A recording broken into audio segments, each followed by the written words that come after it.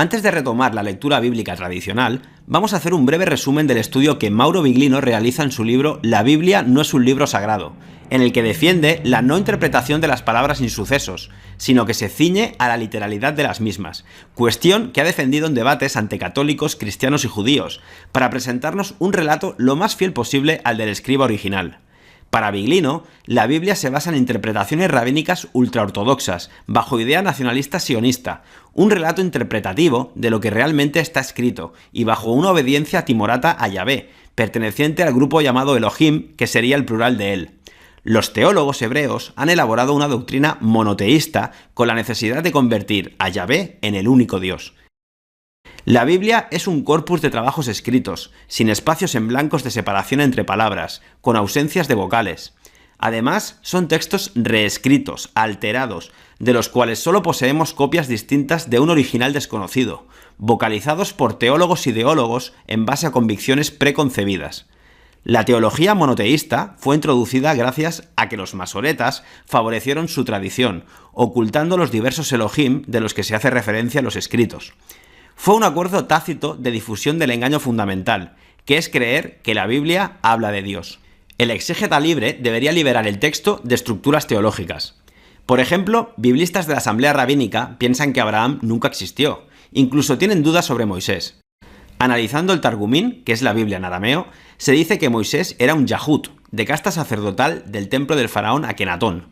Un Akenatón que recordad que, según nos cuenta la historia oficial, además de ser padre del famoso Tutankamón, fue conocido por mandar a modificar muchas de las inscripciones existentes en Egipto, a fin de implantar un nuevo mito solar en la figura del Atón, como personificación misma, y quedando por encima del resto de los demás dioses, sobre todo de Amón, y creando prácticamente una nueva concepción religiosa monoteísta, para así quitarle poder a una casta sacerdotal que se había hecho peligrosamente poderosa, y que dio lugar a una especie de conflicto como el llamado entre las dos espadas, que se originaría más tarde en Europa entre el rey y el papa, es decir, entre el poder terrenal y el poder espiritual. Si esta versión de un Moisés Yahut fuese cierta, los que abandonaron Egipto serían egipcios y no hebreos, puesto que en aquel tiempo la existencia de hebreos era dudosa, a pesar de que ciertos investigadores han querido intencionalmente y erradamente ver en la estela del faraón Meneptah, también llamada Estela de la Victoria o Estela de Israel, justamente la primera identificación de los israelitas como grupo reconocido extranjero, y así darle un mayor poso histórico a su existencia. El nombre de Yahvé aparece cuando ya la lengua hebrea no existía, añadiéndole vocales 1700 años después. En Deuteronomio 32, 8 y siguientes, Elión, el Altísimo, el que está arriba, es el que reparte a cada pueblo su herencia, asignando a cada nación dominios, incluido el pueblo que le da a Yahvé. Elión sería el comandante en jefe de aquel grupo de Elohim, a modo de los teoi griegos que, según Platón, tenían sus asentamientos. Yahvé era un Ish Milshamá, hombre de guerra, que se presentó a Moisés, mientras que para Abraham era un El Shaddai, el elevado de la montaña, quedando dudas si son el mismo individuo. En tiempos de Peleg, PLG, el que divide, se dividió la tierra por Elión. La tierra fue entregada a los Elohim o a sus lugartenientes, llamados Malakim, en función de su número. Según las crónicas sumerio-acadias, el poder desciende de los cielos a la tierra. Elión significa lo que Anu, estar en lo alto, donde el pictograma de An es una estrella. En la tablilla cuneiforme NBC 11108 se dice que el comandante en jefe vivía lejos de la tierra, en una morada celeste donde no crecía vegetación. Añadir que en el Oriente Medio del panteón ugarítico se sabía que Asherá era la esposa del dios El, y que dieron lugar a los 70 dioses. Elohim nadie sabe lo que significa. No son humanos, son seres diversos a los Adam. Viven mucho tiempo más, la palabra Leolam, pero comparten naturaleza mortal. Se desplazaban sobre máquinas voladoras llamadas Ruach, Kabot o Merkabah. Anotar que este Merkabah es utilizado por grupos gnósticos y cabalistas para definir el cuadrante o carro inferior del hombre, compuesto por la mente y la emoción de esos sefirots que dan, en último lugar, la formación del cuerpo físico o Malkut. Los Elohim no son tratados como dioses, pero se mantiene una actitud de sumisión hacia ellos por su poder. Y es que para justificar el carácter plural del vocablo Elohim, los teólogos monoteístas introducen su significado como legisladores, jueces o ministros. En Génesis 1, los Elohim hicieron a Adán. En Génesis 6, los Elohim se unieron a las mujeres Adán, dando lugar a los Giborim, de sangre mixta, famosos héroes de antaño. En Salmo 82, los Elohim mueren como los Adán, y hasta el propio Yahvé temía que su pueblo lo abandonase para seguir a otros Elohim. En Génesis 24, el pueblo podía elegir entre Yahvé o seguir a otros Elohim. Yahvé se hacía entregar el primogénito varón de cada familia a los 8 días de nacer, como con los animales. Léase Éxodo 20, 22, 28 y 29, y pedía que fuesen inmolados al fuego del holocausto. Léase Ezequiel 20, 25 y siguientes. Por no cumplir mis mandamientos, inmolando en el fuego a sus primogénitos. A notar que en lo particular siempre habíamos creído que el único que solicitaba este tipo de sacrificios era Baal. Pero esta lectura extraída de la literalidad es narrada de esta manera hasta por la Conferencia Episcopal Italiana, aportada en el libro en la página 79 de Mauro Biglino. Además, en los textos se describe una función neurofisiológica que producía el humo al chamuscar ciertas grasas de órganos, lo que aplacaba a los Elohim, como también ocurría en pasajes de la Ilíada y la Odisea, una especie de mentum romano al quemar ciertas vísceras en sacrificios a los dioses, y que continuó hasta la reforma de Josías en el 622 a.C. Otro punto es el de la transmisión de la hebraicidad por línea materna, porque según como la Biblia se narra, los descendientes de Moisés no deberían serlo entonces, porque sus mujeres eran madianitas y etíopes.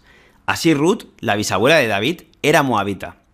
Según Biglino, los famosos mandamientos son reglas dictadas para convivencia en el campo militar que Moisés había construido, donde no se podían cometer ciertos actos entre ellos, y usando la palabra reshaín, compañero, camarada, amigo, compatriota, para definir contra quiénes estaban prohibidos. Se usa la expresión lo tirzach, que significa no asesinarás, distinto a no matarás, acto de homicidio doloso con premeditación. Por eso Josué comete una limpieza étnica como el Señor Yahvé le había ordenado. Otro dato es que no fue hasta en tiempos de Enos que se empezó a hablar de Yahvé propiamente, por lo que nada tuvo que ver con la fabricación de Adán y Eva. En Jueces 11 y 24, Jefté habla con el rey Amón y le dice: ¿acaso no te pertenece lo que Camós, tu Elohim, te ha dado? Por lo que entonces Yahvé tenía asignada una de las cientos de familias hebreas gobernadas por los Elohim. Los querubines bíblicos serían máquinas sobre las que los Elohim volaban. El Talmud los describe como una especie de máquinas robots usadas para la protección del Arca de la Alianza, tanto para comunicarse como de arma. Biglino nos dice que la Biblia no habla de Dios, ni de la creación del hombre, ni del pecado original. Elohim no era un dios, sino un grupo de individuos que provenía de un lugar lejano, que se instalaron y con ello se inicia el relato del Génesis. Una crónica que ellos mismos debieron de transmitir a reyes o sacerdotes, a los que delegaban su poder. El verbo bará significa intervenir y no crear, empleado para modificar una situación, cortar, modelar, separar o engrasar. En el Génesis nos explican que primero construyeron una gran obra hidráulica para dotar la zona de reserva de agua y drenar el terreno inundado, haciendo cultivos experimentales de vegetales y de ganado, hasta que en el 6º día crean a Adán. La filología judía sostiene que los ingenieros genetistas no fueron los Elohim, sino los médicos Rofim. Adán y Eva fueron los primeros de una estirpe fabricados para trabajar en el laboratorio experimental llamado el Gan Edén, que significa jardín cercado protegido. Crean a Adán usando su propio tselem, algo tangible que contiene la imagen y semejanza de los Elohim, insertado al ADN de los homínidos. En principio, crearon solo al macho de esta especie y lo colocaron en el Gan Edén, y posteriormente le procuraron compañía femenina con Eva, extrayendo el tselá de su costado lateral curvo, que podría ser la cresta ilíaca de donde se extraen las células estaminales, para lo que se le induce al sueño cerrándole la herida. Los genetistas oficiales sitúan en 200.000 años a la Eva mitocondrial, que transmite solo a través de los óvulos las células de las mitocondrias, añadiendo que la dimensión del cerebro aumentó, también dicen, de 440 centímetros cúbicos del Australopithecus africano a 1230 centímetros cúbicos del Homo sapiens. Al tomar del árbol del bien y del mal, al reproducirse Adán con Chagua o Eva, dicen los Elohim que Adán se ha convertido en uno de nosotros y hay que impedir entonces su acceso al árbol de la vida, siendo la palabra empleada Leolam, que significa larga vida y no eternidad como se nos dice. Observamos en el relato que la longevidad de los adamitas va disminuyendo conforme pasa el tiempo de los patriarcas bíblicos. De los estudios sobre Biglino se puede extraer, según el propio autor, que la Biblia histórica, que sería básicamente el Antiguo Testamento, difiere según el canon aceptado, puesto que para los hebreos son 39 libros y para los católicos 46. Son interpretaciones con base en el código masorético, es decir, tradicional, de Leningrado, datado sobre el 1080 de nuestra era, e impreso por la Biblia de Stuttgart. Pero existen más de 1000 variantes, como el de la Iglesia greco-ortodoxa, escrita en griego del siglo III a.C.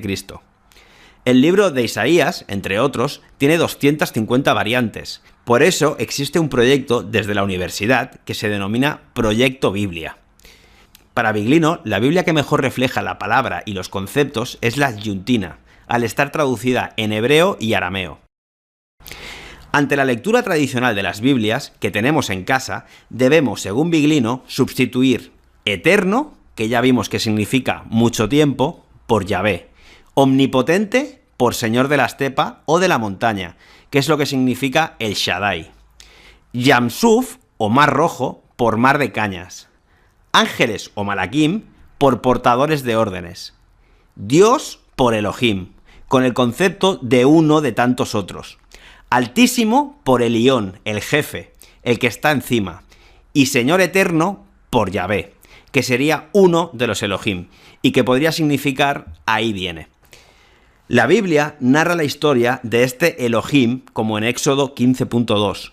Mi Dios es un gran guerrero, puesto que Ilmi Shammah significa literalmente hombre de guerra, y a quien le entregaron a la tribu de Jacob, que se convertiría en su Israel, con y por la que peleará contra sus primos, sobrinos y estirpes de otras tribus de una zona que no fue Egipto, que era de donde emigraron.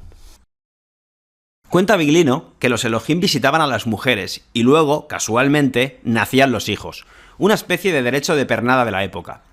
El nombre de Gabriel, que era un Ish, diferenciándose de la Isha femenino, proviene de la palabra Gaberdungel, que significa el que ejerce poder en nombre de él, y nos narra cómo visitó a María y ésta queda embarazada por el Espíritu Santo. También indica, en alguno de sus análisis, que para una correcta lectura literal se debe sustituir el llegó volando por llegó cansado y el se evaporó por se fue caminando, en unos relatos donde los hombres hospedaban a los propios ángeles. Biglino pone el foco en las matanzas despiadadas que se narran en el Antiguo Testamento, como la que ordena realizar Moisés mandando a matar a todos excepto a las muchachas, que para una interpretación significa excepto a las menores de 3 años. Punto importante es que para Biglino y su literalidad en la Biblia no aparecen conceptos de Dios que la sociedad sí se los ha atribuido, como son omnipotente o eterno, además de definir la palabra Satanás como el que acusa, una figura del actual fiscal en la función pública. Para Biglino se realizó una modificación genética, una especie de translocación robertsoniana, en el Edén, creando el Adán. Añadir que esta interpretación es refrendada por algunos genetistas, puesto que ven una manipulación tanto en lo que llaman pares de cromosomas que albergamos, como en ciertos virus endógenos, o hasta el propio ARN mitocondrial con el que obtenemos la energía. El autor cita la idea de que los humanos somos seres inadaptados al clima y con capacidades físicas limitadas, pero entendemos órdenes. Un aspecto físico es el del cabello, que al igual que la oveja no nos deja de crecer, cosa que nos perjudicaría en todo caso, y que curiosamente este atributo de cabello largo es el que excitaba a los ángeles o malaquín portadores de órdenes. Por eso las mujeres debían ocultar su cabello. En esta línea de modificación indica que también tienen esta característica ciertos alimentos como el trigo, que apareció en Armenia sobre el 9000 a.C., y la patata, aparecida en el Perú en una época similar, y que serían el producto creado para alimentar a los hombres. El Gan Eden no sería un paraíso bíblico, sino literalmente un jardín cercado o protegido, donde fuera de él habrían sapiens no manipulados. La unión de los hijos de Elohim con las mujeres adamíticas habrían dado lugar a los Giborim, hombres poderosos, mestizos que serían los héroes descritos por los griegos como Hércules o Gilgamesh. También podría haber dado ese mestizaje a gigantes, como los describe la propia Biblia, de 4 metros de alto y con 6 dedos en cada extremidad, nombrados como Anakim, Refaim, Sasumim o Fim.